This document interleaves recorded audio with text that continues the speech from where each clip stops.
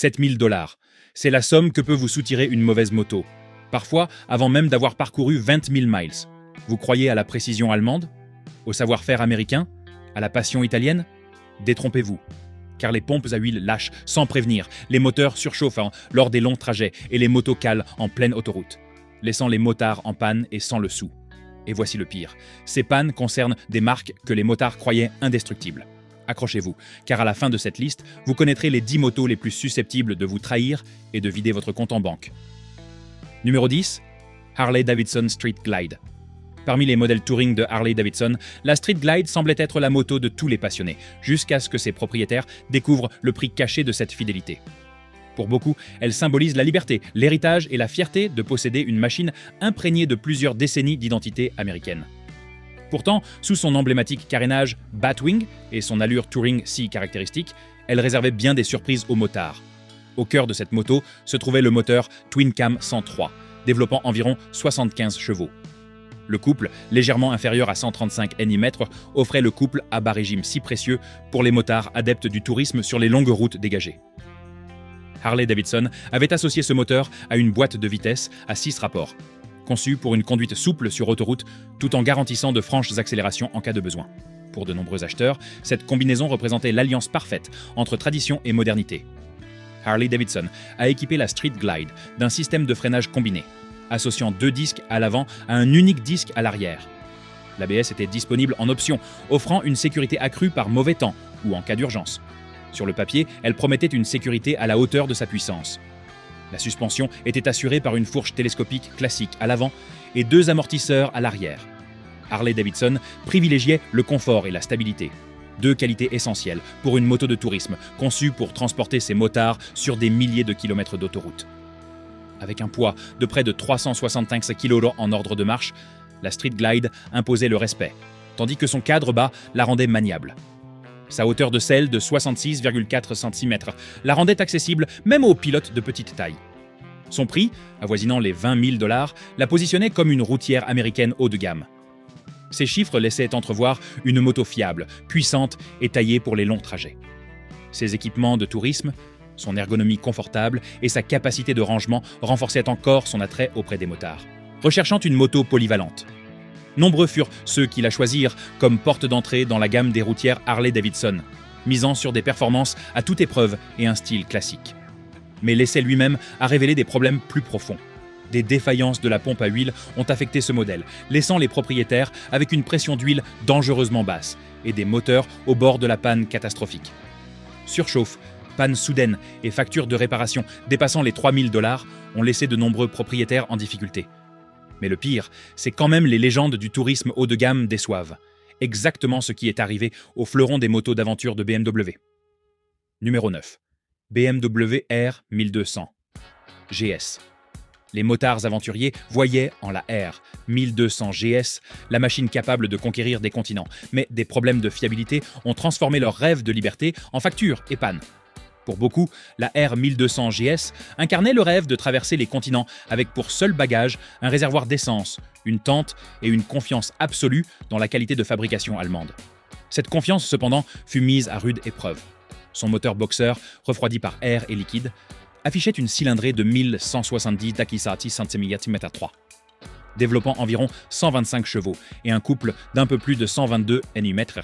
Il se distinguait par sa puissance et son raffinement. Grâce à sa boîte 6 vitesses et sa transmission par arbre fiable, la GS perpétuait la tradition de robustesse de BMW. Le freinage était assuré par 2 disques à l'avant et un disque à l'arrière, l'ABS étant de série pour une sécurité accrue sur tout type de terrain. La suspension illustrait le savoir-faire unique de BMW, avec un système télélever à l'avant et un système paralever à l'arrière. Ces conceptions visaient à réduire le cabrage au freinage et à améliorer la stabilité en charge. Sur le papier, les motards, en quête de confort pour les longs trajets, étaient séduits par cette configuration. Avec un poids d'environ 260 kg tous plein fait, la GS offrait un juste milieu entre agilité et robustesse.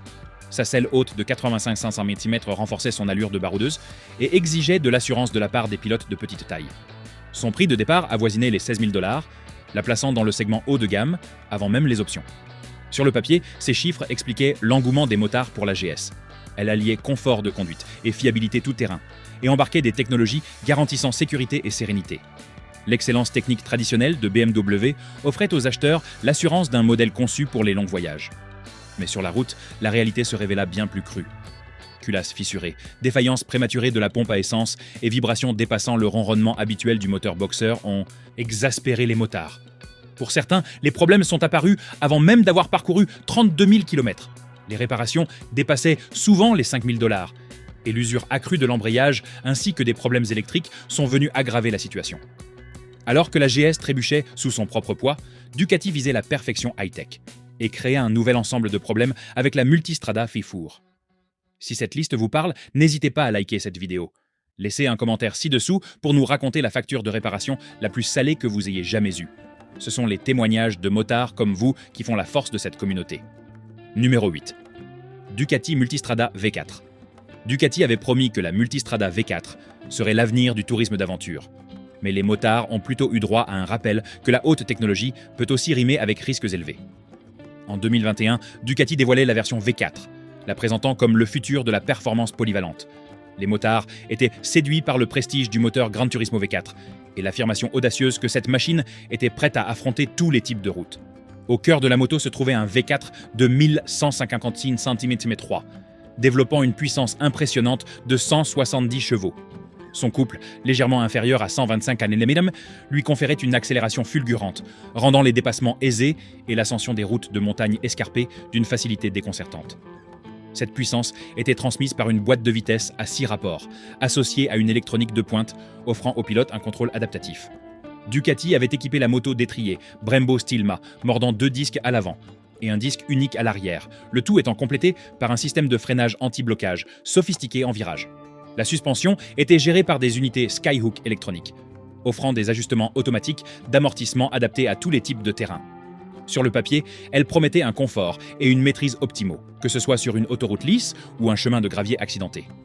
Son poids en ordre de marche, d'environ 237 kg, restait raisonnable pour une machine d'aventure aussi puissante. La hauteur de selle, réglable de 79 à 84 cm, permettait d'accueillir un large éventail de gabarits. Son prix, avoisinant les 20 000 $, la positionnait clairement dans le segment haut de gamme des trails. Pour les motards en quête de polyvalence et de prestige, ces caractéristiques semblaient idylliques. Le V4 de la Multistrada paraissait avoir la puissance nécessaire pour concrétiser l'ambition de Ducati, allier les sensations d'une sportive à la fiabilité d'une routière. Mais l'expérience a révélé une toute autre réalité. Les premiers modèles souffraient d'un grave défaut de guide de soupape, un défaut susceptible d'entraîner des dommages catastrophiques au moteur, bien avant que le kilométrage n'atteigne un niveau élevé. Ducati a été contraint de procéder à un rappel, admettant que son modèle Trailfar n'était pas à l'abri de cette défaillance. Pour les motards qui avaient déboursé une somme importante, la nouvelle fut plus qu'une déception, un véritable coup dur pour la confiance. L'électronique de pointe n'a pas sauvé Ducati, et la force brute n'a pas sauvé KTM non plus. La Super Duke R a prouvé que la puissance brute a un prix. Numéro 7, KTM 1290 Super Duke R, surnommée la Bête, la KTM Super Duke R a séduit les motards par son agressivité brute, avant de révéler que son utilisation quotidienne n'était pas aussi exaltante que le laissaient entendre les publicités. Telle était la réputation que KTM avait donnée à la Super Duke R 1290. Et sur le papier, la version 2016 semblait incarner à la perfection le roadster sauvage qu'elle prétendait être. Les hommes, en quête de puissance brute et de sensations fortes, furent immédiatement conquis. Son moteur bicylindre en V de 1295 500 délivrait une puissance phénoménale de 177 chevaux.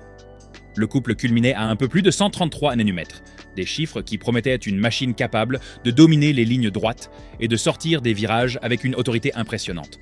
Cette puissance était gérée par une boîte de vitesse à 6 rapports équipée d'un embrayage anti-dribble pour des rétrogradages en douceur. Le freinage était assuré par 2 disques à l'avant, avec étrier monobloc Brembo, et un disque à l'arrière, contrôlé par un système ABS sensible à l'angle d'inclinaison. La suspension était confiée à une fourche VBP entièrement réglable à l'avant et à un amortisseur VBP à l'arrière. Les pilotes pouvaient ainsi ajuster la moto selon leurs préférences, privilégiant à la fois la performance sur circuit et le confort sur route, confirmant sa réputation de moto de précision. Avec un poids en ordre de marche d'environ 204 kg, Ducati parvint à conserver une moto relativement légère. Une hauteur de selle de 836 mm lui conférait une allure imposante, tout en restant accessible à de nombreux motards. Son prix aux États-Unis avoisinait les 17 000 $, la plaçant parmi les roadsters sportifs les plus chers de son époque. Sur le papier, la Super Duke semblait être une reine de la route, quasiment sans défaut. Son style agressif, son ergonomie pointue et sa réputation de machine à sensations fortes renforçaient son attrait auprès des hommes, en quête de domination absolue sur 2 roues. Mais la vérité a fini par éclater. Les propriétaires ont commencé à signaler des surchauffes dans les embouteillages, des défaillances d'embrayage survenues bien plus tôt que prévu, et même des dysfonctionnements de la pompe à essence. Dans certains cas, des calages brusques à basse vitesse ont soulevé de réelles inquiétudes quant à la sécurité, minant la confiance des motards. Les factures de réparation ont atteint des sommes considérables, amenant nombre d'entre eux à se demander si la recherche de performance pure n'était pas allée trop loin. L'agressivité débridée est une voie vers l'échec, la discrétion et l'héritage en sont une autre. La Triumph Bonneville, T120, a démontré que même un nom classique peut décevoir. Numéro 6. Triumph Bonneville, T120. Avec son style rétro et ses performances modernes, la Bonneville T120 offrait aux motards un charme classique, tout en dissimulant des problèmes qui nuisaient à la confiance. Ses lignes vintage et son bicylindre intemporel promettaient un lien direct avec l'âge d'or de la moto. La refonte de la T120 en 2020 semblait alliée à la perfection style classique et fiabilité moderne. Nombreux étaient ceux qui y voyaient le moyen de chevaucher une légende sans sacrifier le confort actuel. Sous le réservoir se trouvait un bicylindre parallèle de 1200 Cm3, développant environ 79 chevaux. Le couple maximal avoisinait les 105 Nm, offrant une accélération franche dès les bas régimes, idéale aussi bien pour une conduite tranquille que pour des virées sportives sur les routes sinueuses. Une boîte de vitesse à 6 rapports transmettait cette puissance avec douceur, et Triumph l'associait à des freins à disque à l'avant et à l'arrière, complétés par un système ABS de série pour une sécurité optimale. Sur le papier, elle promettait le charme classique allié à une puissance de freinage moderne. La tenue de route était assurée par une fourche avant classique et 2 amortisseurs arrière, conçus pour une conduite souple et confortable. L'objectif était d'offrir un comportement routier détendu et prévisible, fidèle à l'image de la Bonneville comme moto de gentleman. Son poids en ordre de marche avoisinait les 236 kg, la rendant maniable comparée aux cruisers plus imposants. La hauteur de selle de 79 cm la rendait accessible à un large éventail de gabarits. Son prix de départ se situait aux alentours de 12 000 $, la positionnant dans la catégorie des motos haut de gamme, mais abordables. Sur le papier, la T120 semblait idéale. Son design classique, ses performances accessibles et ses équipements de sécurité modernes laissaient présager une moto fiable pour les balades du week-end comme pour les trajets quotidiens. Nombreux étaient ceux qui la choisissaient, séduits par son style intemporel et sa fiabilité à toute épreuve. Mais l'expérience a révélé une réalité bien plus sombre. Des motards ont signalé des calages soudains liés à une cartographie d'injection optimisée pour les émissions, notamment au ralenti. D'autres se sont plaints d'une réponse irrégulière à l'accélération et de ratés d'allumage occasionnels, ébranlant la confiance en une machine pourtant réputée pour sa fiabilité. Si tous les modèles n'ont pas été touchés, suffisamment de problèmes ont terni la réputation de fiabilité à toute épreuve de la T120. Tradition n'était pas la seule marque à rencontrer des difficultés. Indian promettait une puissance sombre et un style audacieux. Mais la Chief Dark Horse a révélé des failles sous le cuir. Numéro 5. Le cheval noir du chef indien Indian a conçu la Chief Dark Horse pour donner l'impression d'être une véritable arme sur 2 roues. Mais les motards ont vite compris que puissance et style ne garantissaient pas une fiabilité à toute épreuve. Son profil bas, son allure agressive et son moteur Thunderstroke lui conféraient un attrait immédiat. Beaucoup la considéraient comme le symbole de la renaissance d'Indian et une rivale digne de respect. Sous le réservoir se trouvait un bicylindre en V-Thunderstroke de 1800 cm3, développant environ 69 chevaux. Le couple généreux d'environ 140 Amédani, 115 lbpi, offrait le type de puissance que les motards de cruiser recherchent sur les routes dégagées. La puissance était transmise au sol par une boîte de vitesse à 6 rapports, tandis que le freinage était assuré par 2 disques à l'avant et un disque à l'arrière, avec ABS. Sur le papier, les performances de freinage étaient à la hauteur de la puissance et du poids conséquent de la moto. La suspension était composée d'une fourche télescopique classique à l'avant et de 2 amortisseurs à l'arrière. L'objectif était d'obtenir un bon équilibre, un confort suffisant pour les longs trajets et une fermeté suffisante pour maîtriser le gabarit imposant de la moto. Avec ses 345 kW, 760 livres, tous plein fait, la Dark Horse imposait le respect, imposante et exigeante. Sa hauteur de selle de 66 cm, 26 pouces, la rendait accessible malgré son gabarit. Son prix, avoisinant les 17 000 $, la plaçait en concurrence directe avec les modèles Touring et Cruiser comparables de Harley-Davidson. À la vue de ces chiffres, la Dark Horse semblait réunir tous les atouts. Une puissance généreuse en couple, un confort optimal grâce à sa position de conduite basse, et l'esthétique d'une grosse cylindrée américaine moderne. Pour les hommes en quête d'une alternative à Harley-Davidson, elle représentait une option forte. Mais la réalité a vite démenti les promesses. Les propriétaires ont signalé des défaillances d'embrayage survenant plus tôt que prévu, laissant les motos bloquées en vitesse ou difficiles à changer de rapport. La gestion de la chaleur est également devenue une plainte récurrente. Les motards vivant dans des climats chauds, souffrant d'une chaleur excessive du moteur irradiant vers les jambes. Conjugués à des dysfonctionnements électroniques occasionnels, ces problèmes ont fait de la fiabilité une simple incertitude. Les factures de réparation pour le remplacement de l'embrayage et les réparations connexes atteignaient souvent des milliers d'euros. Pour une marque qui s'est construite sur la reconquête de la fierté américaine, ces faux pas sont douloureux. Et si le fier Challenger d'Indian a connu des difficultés de conception, le modèle suivant prouve que même l'icône italienne atypique, Moto Guzzi, a vu ses machines modernes souffrir de défauts. Si vous appréciez les avis francs sur les motos, au-delà des apparences, abonnez-vous. Chaque semaine, nous passons en revue les modèles qui préservent votre budget et ceux qui vous déçoivent. Ne manquez pas les vérités que d'autres motards aimeraient connaître. Numéro 4. Moto Guzzi V85 TT. Avec son caractère italien et sa conception traditionnelle, la V85 TT se distinguait sur le papier, mais son charme pouvait vite se révéler fragile à l'usage.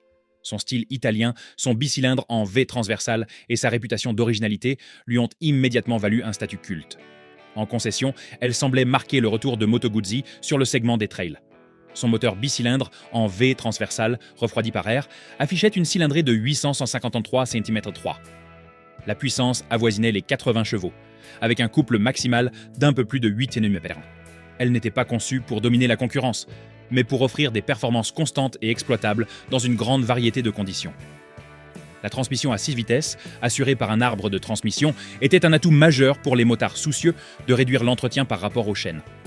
Le freinage était confié à 2 disques à l'avant et un disque à l'arrière, associés à un système ABS en virage pour une meilleure maîtrise sur tout type de terrain. La suspension comprenait une fourche avant à grand débattement et un mono-amortisseur arrière, tous deux réglables pour s'adapter au tourisme ou à une utilisation hors route légère. Sur le papier, elle offrait un débattement suffisant pour les chemins de gravier tout en garantissant une bonne stabilité sur autoroute. Son poids en ordre de marche avoisinait les 250 kg, la rendant plus légère que certaines motos trail de taille standard. Une hauteur de selle d'environ 83 cm reflétait sa position de conduite haute, typique de cette catégorie. Son prix, débutant aux alentours de 12 000 $, séduisait les motards, recherchant des capacités tout-terrain sans le surcoût des motos plus grosses et plus puissantes. L'ensemble de ces caractéristiques laissait présager une machine équilibrée, suffisamment légère pour les nouveaux adeptes du trail, suffisamment confortable pour les longs week-ends et suffisamment originale pour se démarquer parmi les modèles grand public. Pourtant, l'expérience des propriétaires révélait souvent une toute autre réalité. Des motards signalaient des hésitations à l'accélération à vitesse constante, la moto donnant des à-coups ou des ratés imprévisibles. D'autres se plaignaient d'une réponse à l'accélérateur inconstante, notamment lors des manœuvres à basse vitesse. Le bruit et les vibrations de la transmission par arbre étaient également des problèmes récurrents. Sans être catastrophiques, ces défauts minaient la confiance des motards, surtout face à la qualité de fabrication des concurrentes japonaises. La V85 TT a démontré que l'originalité peut être une arme à double tranchant. Tandis que Moto Guzzi peinait à la perfectionner, le modèle suivant montre que le bicylindre le plus sportif de Ducati a certes procuré des sensations fortes, mais a aussi laissé les motards confrontés à un problème bien à lui. Numéro 3. Ducati Hypermotard 950 SP. Présenté comme le rêve des amateurs de sensations fortes, l'Hypermotard 950 SP offrait des adrénalines pures et intenses, mais la frustration s'installait dès que l'usage en conditions réelles révélait ses défauts. Avec son style supermoto agressif et la promesse de sensations italiennes à l'état pur, elle attirait les motards en quête d'une expérience sportive à chaque sortie. De prime abord, elle semblait conçue pour procurer des sensations fortes sans compromis. Sa puissance provenait d'un bicylindre en L testa stretta de 937 cm3, développant environ 114 chevaux. Le couple culminait à près de 95 Nm, assurant des accélérations franches et une poussée d'énergie à mi-régime. Ce moteur était associé à une boîte de vitesse à 6 rapports et à un shifter permettant de passer les vitesses sans embrayage, aussi bien en montée qu'en descente. Le freinage était assuré par 2 étriers Brembo à l'avant et un disque unique à l'arrière, complété par l'ABS en virage de Ducati pour une sécurité accrue. La suspension distinguait la version SP du modèle standard, avec une fourche Öhlins entièrement réglable à l'avant et un mono-amortisseur Öhlins à l'arrière. Cette configuration était destinée aux pilotes exigeant une précision optimale, aussi bien en conduite sportive sur route sinueuse qu'en circuit. Avec un poids en ordre de marche avoisinant les 200 kg, La moto se comportait avec une aisance surprenante. Une hauteur de selle de 87 sympathie reflétait sa position haute, inspirée des supermotards, idéale pour les pilotes à l'aise avec une garde au sol importante. Son prix de départ, aux alentours de 16 000 $, la positionnait clairement dans la catégorie des roadsters premium et des supermotards. Sur le papier, l'hypermotard 950 SP semblait conçu pour procurer des sensations fortes. Elle possédait la puissance, le style et les composants haut de gamme pour rendre chaque sortie inoubliable. Pour les motards en quête d'adrénaline, elle promettait un plaisir pur, avec une touche d'élégance italienne. Derrière l'apparence rutilante du modèle d'exposition, les défauts sont rapidement apparus. Les propriétaires ont commencé à signaler des calages soudains au ralenti, un problème qui se manifestait au feu rouge, et lors de manœuvres à basse vitesse. Pour une moto présentée comme performante et agressive, ces arrêts intempestifs ont rapidement ébranlé la confiance des motards. Bien que Ducati ait reconnu des problèmes d'injection liés au logiciel, les correctifs n'ont pas toujours permis de résoudre complètement le problème. Les factures de réparation et les frais de diagnostic ont suscité la frustration de nombreux motards, qui se sont demandé si le plaisir procuré par cette moto valait vraiment tous ces désagréments. Et si la machine à sensation légère de Ducati présentait de tels défauts, l'exemple suivant montre que même 3 roues et le luxe d'une moto de tourisme ne garantissaient ni fiabilité ni tranquillité d'esprit. Numéro 2. Can-Am Spyder RT. Pour les motards en quête de stabilité, sans renoncer à la liberté de la route, le Spyder RT semblait être la solution idéale. 3 roues, un carénage touring et un espace de rangement généreux en faisaient le compromis parfait entre la moto et la voiture. Pour de nombreux motards plus âgés, il promettait confiance et confort. Son moteur Rotax 3 cylindres en ligne de 1335 cm3 développait environ 115 chevaux.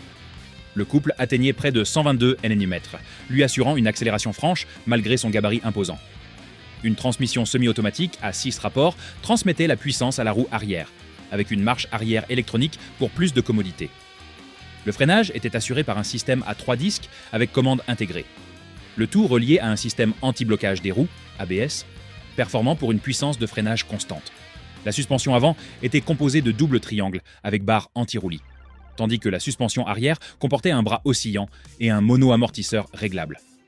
Sur le papier, cette combinaison offrait un bon compromis entre stabilité à vitesse élevée et confort sur les longs trajets. Avec un poids d'environ 55 kg, tous plein fait, la Spyder affichait un gabarit imposant. Sa faible hauteur de selle, 75 cm, la rendait accessible à un large éventail de gabarits. Son prix, avoisinant les 24 000 $, la plaçait parmi les motos de tourisme les plus onéreuses. Ses caractéristiques techniques promettaient une expérience de conduite luxueuse sans équivalent sur le marché. Pour les motards en quête de confort, d'équipement et de stabilité, la Spyder RT semblait être la moto idéale. Au fil des kilomètres, les faiblesses ont commencé à se manifester. Les motards ont signalé des problèmes de surchauffe persistants lors de longs trajets estivaux, le ventilateur peinant à maîtriser le moteur. L'électronique a ajouté à la frustration les problèmes de contrôle de traction, de régulateur de vitesse et de système de stabilité, devenant beaucoup trop fréquents. Certains propriétaires ont dû faire face à des factures de réparation dépassant les 5 000 $, tandis que d'autres ont été confrontés à des pannes récurrentes, les laissant en panne malgré des visites répétées au garage. Pour une moto de tourisme conçue pour inspirer confiance, ces défaillances ont été très décevantes. Les motards qui avaient choisi la Spyder RT pour sa sécurité ont finalement douté de sa fiabilité. Et si même 3 roues et un prix élevé ne pouvaient garantir la fiabilité, le dernier exemple prouve que Harley elle-même, dans sa génération la plus récente, a connu des défaillances qu'aucun motard ne peut ignorer. Numéro 1. La gamme Harley-Davidson Softail. Peu de noms ont autant d'importance dans le monde de la moto américaine que Softail. Pendant des décennies, elle a incarné l'équilibre parfait entre style classique et ingénierie moderne chez Harley-Davidson. Les motards attendaient robustesse, confort et une identité unique. Mais le rappel des modèles de 2018 à 2024 a révélé un défaut qui a ébranlé la confiance des utilisateurs. La gamme Softail était propulsée par des bicylindres en V Milwaukee 8, d'une cylindrée allant de 1745 à 868 cm3. Selon le modèle, la puissance oscillait entre 78 et 90 chevaux, tandis que le couple dépassait les 140 Nm. Cette puissance était transmise par une boîte de vitesse à 6 rapports, le freinage étant assuré par 2 disques à l'avant et un disque à l'arrière, le tout étant associé à un système ABS en option. Sur le papier, elle offrait une puissance de freinage moderne sans rien perdre du caractère traditionnel de Harley. La suspension constituait une évolution majeure de cette génération. Un mono-amortisseur arrière dissimulé préservait les lignes épurées du Softail, tout en améliorant le confort de conduite, associé à une fourche télescopique classique à l'avant. L'objectif était de maintenir un confort optimal tout en conservant la silhouette cruiser classique. Le poids variait selon les modèles, mais la plupart affichaient un poids en ordre de marche compris entre 295 et 340 kg. La hauteur de selle, comprise entre 66 et 69 cm environ, les rendait accessibles à un large éventail de motards. Les prix débutaient aux alentours de 15 000 $, les modèles haut de gamme étant encore plus chers. Pour les motards en quête de l'héritage Harley-Davidson allié à une ingénierie moderne, ces caractéristiques semblaient être idéales. La Softail offrait la puissance, le style et l'accessibilité nécessaires pour séduire aussi bien les fidèles que les nouveaux acheteurs. Mais la réalité a vite rattrapé le problème. Un défaut de fixation de la patte de réglage de précharge de l'amortisseur arrière pouvait la fracturer en cours d'utilisation. Si la patte cassée entrait en contact avec le pneu arrière, cela risquait d'entraîner un dégonflement rapide, pouvant provoquer une perte de contrôle soudaine et un accident.